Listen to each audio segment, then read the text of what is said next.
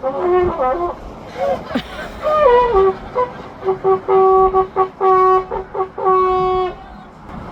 was the command for it's time to go get Taco Bell. Almost Taco Bell. It was almost. We can do hot cross.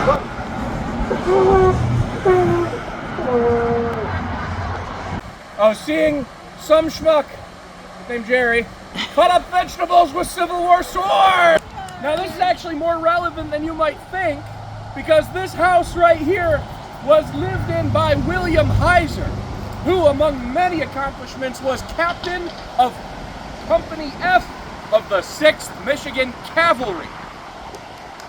Yay! Got some Hyser love in the audience. Now, you probably don't think that we have a lot of sword fighters from Michigan, let alone Plainfield, but you'd be wrong, because at least all of the 6th Michigan Cavalry Company F from Plainfield would have used swords like this. Pull out another weapon first. This one. It's like a machete. That's not a knife. That's a knife. This is a type of knife. Definitely not a short sword. That would have been issued to a lot of soldiers south of the Mason-Dixie line. Very common for Confederate soldiers to carry what collectors now call a mammoth bowie. Now, in order to fight with this, in order to actually cut, I can't use a standard saber-style technique of the time, which is like this. In order to get enough momentum to cause damage, I'm going to cut with my entire body. You see how I'm stepping with my body to use it as a counterweight? That is how I'm going to be slicing with this guy. Well, let's bring out our first victim on this horrible traitor to the Union. What we have here is he is convicted of, what's he convicted of? Murder. Oh my God. Murder. This, you don't want to get too close to this cabbage, folks. I don't want to think about how it murdered people. Judge, jury, and executioner right here. So, what I'm going to do is one cut at first. And of course, with cutting demos, you want as little off the top as possible, because this 96 cents per pound cabbage is expensive. So I'm going to try to do one cut, and you will all praise me and cheer for me and go, yay, wow. And then after that, I'll do multiple cuts in a row, see if we can get some slices out of it. Sound good? Yeah. You want to see some sword fighting? Yeah! Woo! All right, for the first cut, 3, 2, 1. Whoa. That was a bigger cut than I wanted. That cost about 75 cents. So now what I'm going to do is I'm going to try to do multiple cuts in a row using footwork to allow for that proper slashing of these mammoth bowies. Sound good? Yeah! Give me that drum roll! 3, 2, 1. Oh, I missed. He's dying. Oh! Don't get hit. Well done.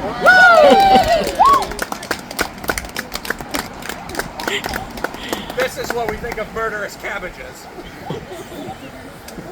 You can hold on to that. That's a souvenir. And this blade right here is affixed to the end. Every soldier would carry one of these in a sheath on his hip.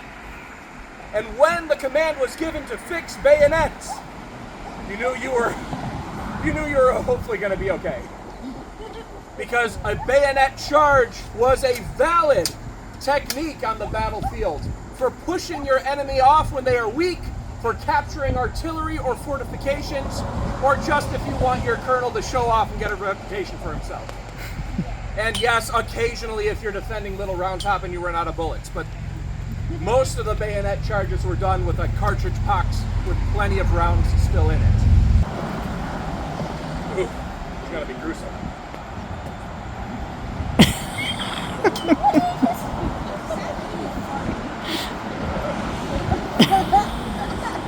I have nightmares about that one. Now, Now, before we stab this, take a look at how this weapon is used. This bayonet here is triangular in cross section. That means it is not like a knife, it is not like a blade. It does not have a cutting edge. This bayonet is used for one thing and one thing only, sticking it. And so we are going to hopefully hit this massive gourd. So let us try a stab with the bayonet, not just with your arms, but with a step as well to get your entire body weight behind it. Sound good? Yes. All right. All right, give me that drum roll. 3, 2, 1. Yeah! Ooh. Weapon right here is the cavalry saber. This weapon is the same weapon that the troops across the country who are mounted on horseback would be trained on how to fight with, both while mounted and on foot, including the soldiers from Plainfield of the 6th Michigan Cavalry under the command of William Hyser. Woo! It's a very light weapon. I want to clarify that. It's not heavy. Don't think it is. You need to have skill and speed to manipulate these swords and be able to fight with them properly. A traditional way to fight is to drop the blade down using that momentum. You can see like a Cedar Point ride, but like a Michigan's Adventure ride kind of, except it doesn't break my back. And using that momentum to keep the swinging going, sometimes even stepping with the cut to make it a powerful slash. And we're going to demo those slashes on this innocent.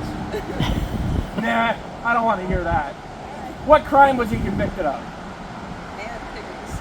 Of what? Bad pickles. Bad pickles? That's the worst crime. That's worse than murder. Let's see if we can at least get some life out of this cuke by turning it into some delicious salad toppings instead of bad pickles. I'm going to try to do one cut at first, getting as little off the top as possible, like a bad hair cutter that you get from Meyer. And we'll go from there. So give me that drum roll. 3, 2, 1. Yeah! That'll be, yeah, you gotta donate extra for that one, folks. Woo! That was Yeah, I did that one, actually. that was nice.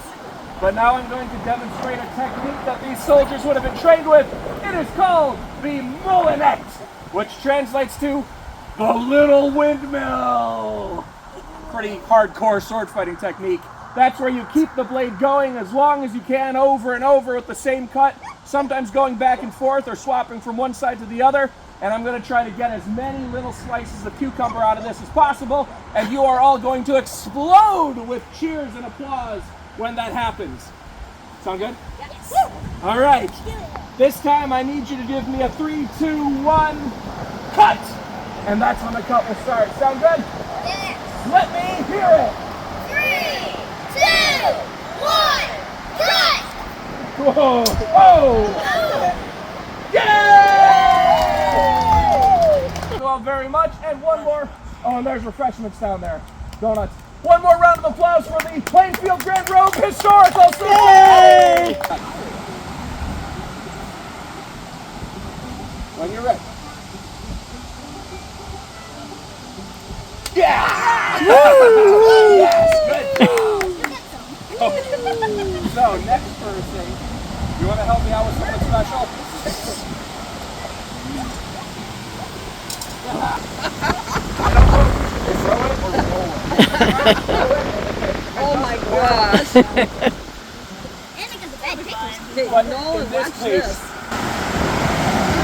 try to do it upward so it falls down in front of you. I'll try to lead it with an upward swing with the Man, this sword. could be tricky. Okay? I was gonna When you're ready. Whoa! And if you come back next year, there'll be a bunch of pumpkin plant stores right here. Yeah! Yeah!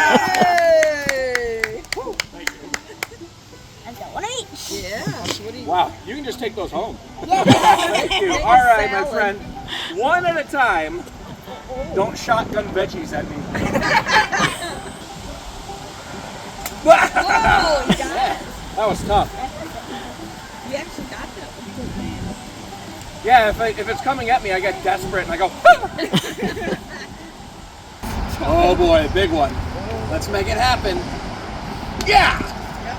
Nice. Yeah! Yeah!